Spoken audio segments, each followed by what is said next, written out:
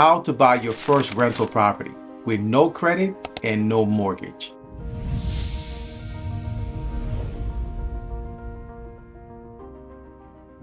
Hey everyone, I'm Rinde from AskRinde. So in today's video, I've created a step-by-step guide of showing you how to buy your first rental property with no credit and absolutely no mortgage, just like I did. So rental properties changed my life. And today, my wife and I own millions of dollars in real estate, and you can too. So if you'd like us to cover your city and your state, make sure you drop your city and the state in the comment section below so we can make sure that we cover you. So the world has changed. Everywhere you go, things are getting tighter and more expensive. And it's not just the real estate, but the laws are changing. So there's a new bill being proposed that could abolish the IRS, and it's called the Fair Tax Act. So this bill being proposed could replace the IRS as we know it. And in summary, the bill will replace federal income, estate, as well as gift taxes with a new consumption sales tax. So this consumption sales tax actually has several tiers, and parts of it and components of the bill that's inclusive that would actually include a stipend. So this new Fair Tax Act is proposing replacing the IRS, replacing federal income, payroll tax, estate taxes, as well as gift taxes with a new national consumption sales tax. Now, as part of this national consumption sales tax, it would actually give a monthly prebate or an allowance to families. Now, while doing this, this will actually spike the sales tax to 23%. Now, the issue here is that it's going to affect low and also middle income families the most, more than the rich, because who consumes the most in the US is the low and middle income families. They actually consume more than they actually participate in the economy. And the problem with the Fair Tax Act is that it can actually make things more expensive. Everyday goods, everything that is already costly that people are complaining about, families are struggling, is going to make things more expensive. Things at the grocery store is going to also make your rent more expensive, because ultimately at the end of the day, the biggest expense that everyone has is that roof over their head, whether that's going to be a mortgage or your rent. So this is why you want to move out of the position of being a consumer and being in the position of renting, because things are only going to continue to get more expensive, and you want to move towards where you can actually buy your first rental property, especially if I'm going to show you how to buy your first rental property with zero credit and also zero mortgage. So step one, the first thing you want to do when finding your first rental property is location. There are many different varying opinions on this, but trust me, as someone who's been in business in real estate for over 22 years, the first thing you want to look at is location. When I first started, I was actually very young. In my journey, I bought my first property at 22. Before that, before buying my first property at 22, I started the process of actually looking into real estate and looking at it as an option because I watched Carlton Sheets on TV. At that time, there was no internet per se. So we actually would watch TV, and I saw Carlton Sheets one day, his no money down system, and that intrigued me. I was living in the hood in Newark, and I knew that this could be an opportunity for me to come out, or this could be an opportunity. It gave me hope. So I started to actually research, I scouted, I worked with people for free to learn more. And I learned in that time that the first step that you want to take is actually the location, because the location is kind of like, it's going to be your forecast for the future. It's going to either make your destiny greater by giving you an asset, or it's going to break your destiny. So in step one for location, there are 4 things that you want to focus in on. The first thing is you want to focus in on an area that appreciates. You want to make sure that you're buying in an area and finding your first rental property in an area that's going up in value. The second thing is you want to make sure that you're looking at the price to rent ratio, or you want to make sure that you're looking at how the rent market is. So a simple way to do this would be to go to Zillow and actually just plug in what a 1-bedroom, a 2-bedroom, or a 3-bedroom rental is going for in this specific area.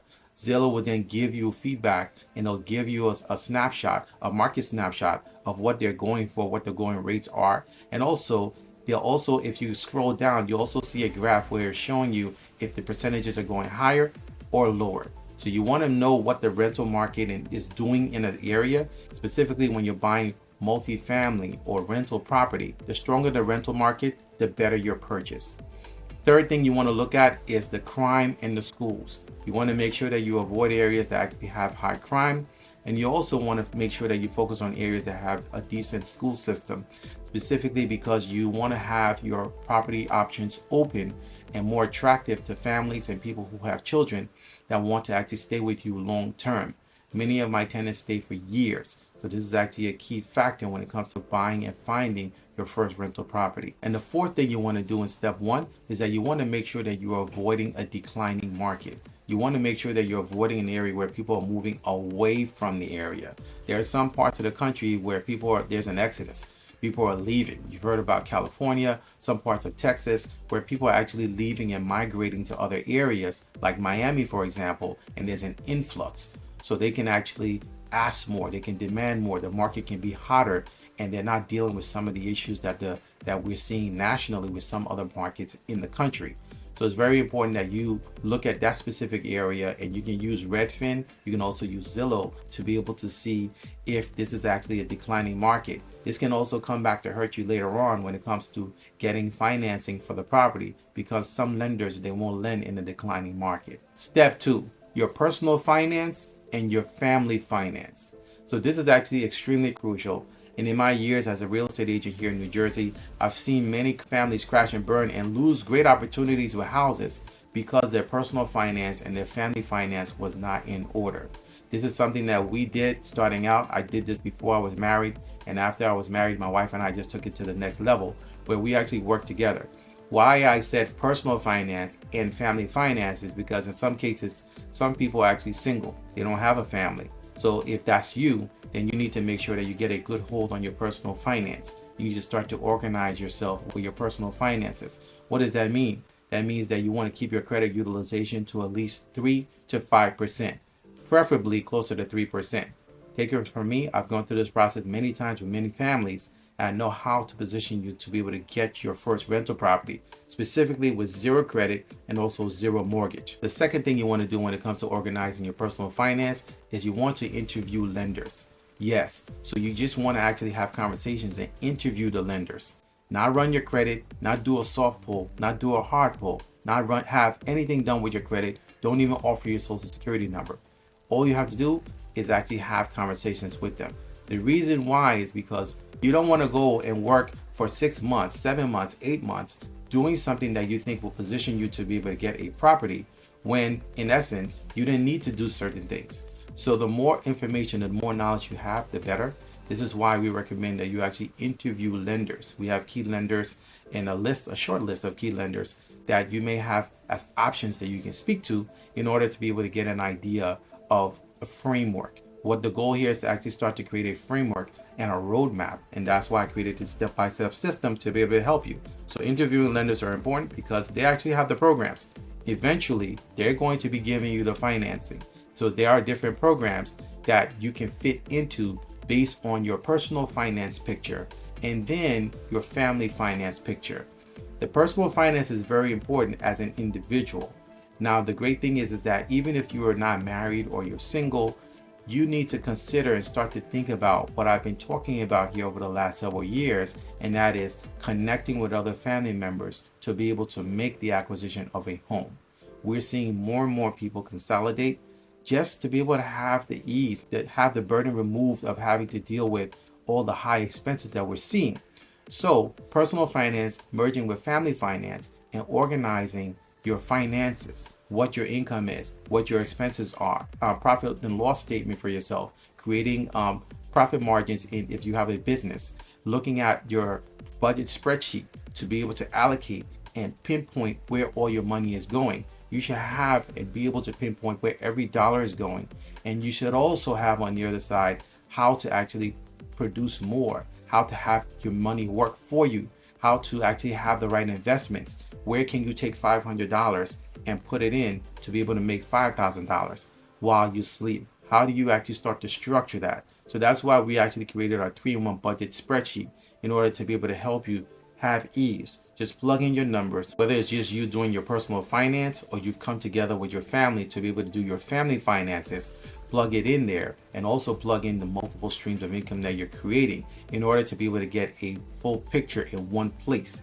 That's going to make the difference because as you start to actually progress and move your steps towards getting your first rental property, you're going to feel more comfortable and more organized. God cannot bless disorder. So you need to first get yourself in order. Now, by actually making sure that you're disciplined, avoiding actually having a high utilization on your credit, putting your money to work for you, as well as saving your money and knowing where your money is spent can go a long way. And it's actually going to be a game changer for you because it's going to organize your family finance, your personal finances in a way that will give you a good foundation. So as you move forward with your rental property, you're actually going to position yourself to get the property, but also rinse and repeat. I highly encourage families to start to bond and come together, work together. This is the way and the key of how I see many families will be able to survive what's coming, because things are going to get far worse. So you need to be aware of this and be alert and start to actually mend fences, work together, put your differences aside and look at the bigger picture. If you can buy a rental property together, that's going to make everyone's monthly expenses far less and cheaper, and position you guys so that you can actually not only have relief, peace of mind, but you also start to build equity and build your net worth and your family's legacy. Step 3. So with this step, you want to go for a duplex home with a full basement with a separate entrance from the outside. This is very important because having a 2-unit can actually make the difference. I got started with duplexes, and duplexes have changed my family's destiny completely. The reason being is because it actually is a great way to start in home ownership, where you're testing the waters. You're dealing with tenants not on a grand scale, but you're starting to actually adjust slowly into being a landlord and how to manage property, what comes with it, how to actually deal with budgeting your property from not only the income but also the expenses, and managing the property. This is where you actually wet your feet. And sometimes, in some cases, because there are programs like FHA that allow you to be able to buy residential real estate from 1 to 4 units, some people actually go for a 3-unit or a 4-unit. Oftentimes, those 3-unit and 4 units are far more expensive than a duplex. So again, because you're trying to buy with 0 credit and 0 mortgage, you want to try to find the most affordable yet appreciating asset that you can get your hands on that can start your process in rental property ownership and then scale from there. So the reason why I like duplexes with a finished basement with a separate entrance from the outside is because it gives you the ability to be able to generate and have 3 incomes. This is what we did. So we actually had, when I started, we had a duplex property with a full basement. Doesn't have to be fully finished because you can finish it off. It's what we call making capital improvements to property.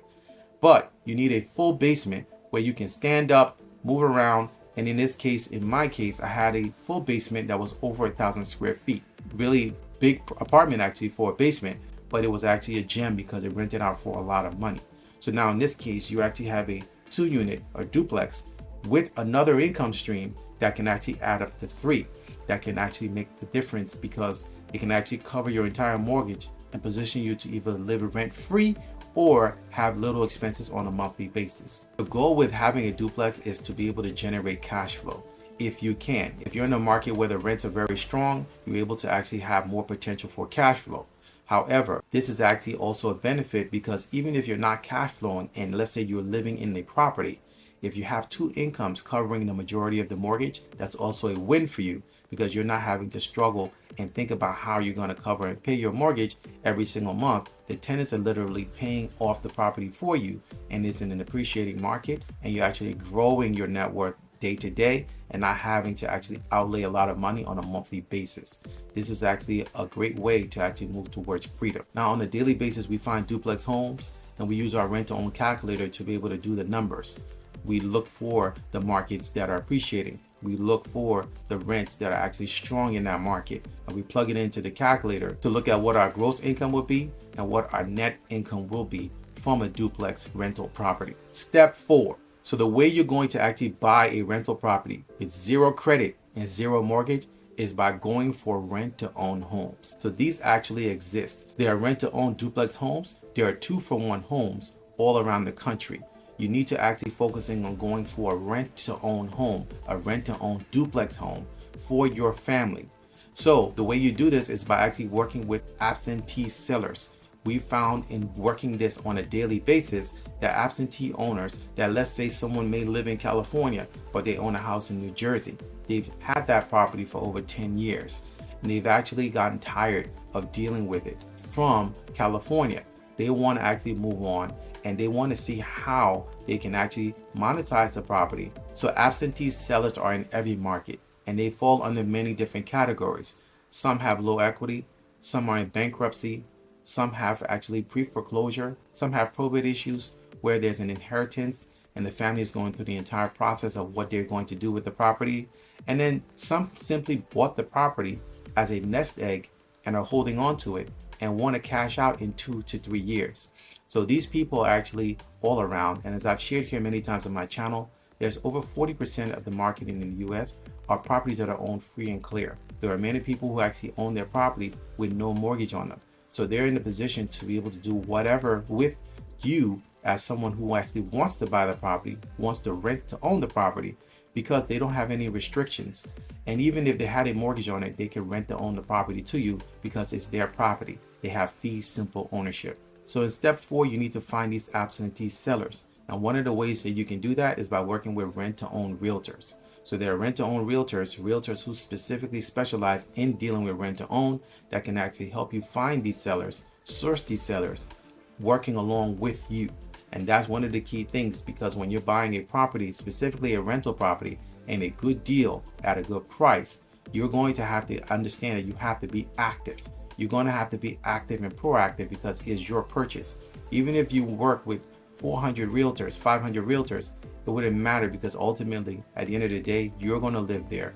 You're going to actually be staying there with your family. You're going to have to deal with the expenses. You're going to have to deal with whether that property is going to be an asset or liability overall. So you need to be actively involved in the process and actually actively looking yourself for your property while working alongside your rent-to-own realtor. As I've shared many times here on my channel, we're rent-to-own realtors. We can help you with that. If you're looking for a rent-to-own duplex property, this is very important for you. And it can be a change for you completely. It can change your destiny like it did mine by finding the right property in the right market with the best rents, working with the right realtor. Now, to give you an idea of how you can actually just jumpstart this, we actually have a rent-to-own list, and we actually add to these lists in various markets, all 50 states all around the country. We add to it on a monthly basis. So this is something that can actually help you with a simple jumpstart by giving you a glimpse and a quick start into actually finding your rent-to-own homes. We show you step by step how to actually find the absentee sellers in your area to be able to find your rent-to-own home. So step 5. So how do you do this? Remember, rent-to-own does not require credit. It does not require you to actually go through the process of getting a mortgage in order to be able to buy the property. You just simply need to find the right house. You need to find the right house that actually fits not only what you're looking for, but also fits what I shared earlier in step 1 by making sure that you're in a strategic location, but also other things that may be on your list. You might want a backyard. You might want a driveway. You might want to not be on the corner. You might want to be near a park. You might want to be near schools. You might want to be near shopping. All those things are all things to take into consideration when it comes to finding your property. The proximity to work, the proximity to other family, the proximity to major cities and metro areas. Those things are very important to actually factor in and come into consideration when it comes to finding and targeting your rental property. But in step 5, you need to find the property. So while finding your rent-to-own rental property, working with your rent-to-own realtor, you want to keep in mind that this is all part of a plan. When you're moving into rent-to-own, I've shared this so many times here on my channel, you need to actually be prepared from day 1 to be able to buy the property 2 to 3 years down the line. The goal is to actually have you move into home ownership sooner rather than later. Moving in immediately, you want to make sure that you start that plan to buy and exercise your option to buy the property 2 to 3 years down the line. So that means that from day 1, you're moving in, you're enjoying the property, you have the keys, you have a peace of mind because you're in this property. Specifically, if you're in a duplex rental and you're in a duplex rent-to-own property, you're getting income from the property. However, you're preparing to be able to get a mortgage later, which means that you're still having the same habits of keeping your credit utilization at 2 to 3%. Because eventually when you go to buy the property, you're either going to buy the property via a mortgage. And if that's the case, you want to make sure that you actually have strong credit and you build up your credit through time. Maybe your credit is not the best right now. By starting to establish good habits and structure around yourself via the plan and the framework that we give you, you're able to position yourself so that you can exercise and have your credit strong, so that when it's time to actually buy the property via a mortgage 2 to 3 years down the line, you can do that. Another thing that you want to consider and start the process with, which we help you with, is getting grants. Grants to be able to buy the real estate, grants to be able to buy the property. In addition to that, down payment assistance programs. There are many down payment assistance programs in your markets all around the country that you can use to buy the property. Also, in addition to that, there's transactional funding sources. Transactional funding sources that actually help you based on the property in order to be able to close and get the property, acquire the property from the seller, eventually 2 to 3 years down the line. So once you've found the location and established a plan and a framework around your personal and family finance, then found the property, then you need to keep in mind that you're on a plan, you're on a rent-to-own program, and you have to be disciplined and make sure that all those pieces work together so that as you're in the house experiencing and enjoying the home ownership, you're still keeping and adhering to that plan of discipline to make sure that you're preparing yourself so that you can actually buy and acquire the property fully 2 to 3 years down the line. The great thing about this is that it allows you to avoid being in a position of just being a renter, but now you're actually in a position where you're getting income from the rental property that you're on track to buy 2 to 3 years down the line. This is actually a great way to not only position yourself out of just being a consumer, but also start to participate and benefit off of using real estate and rental property to get freedom financially. So we can expect to see more pain and higher expenses in the future, specifically when it comes to overhead, where people live.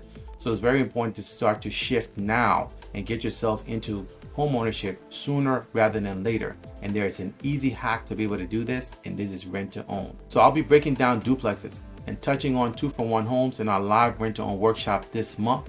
We're actually going to be dropping new grants and also adding new properties to the rent to own list, making it very seamless and easy. I've dropped the link for the workshop below. So let's check out what's in your city and what's in your area.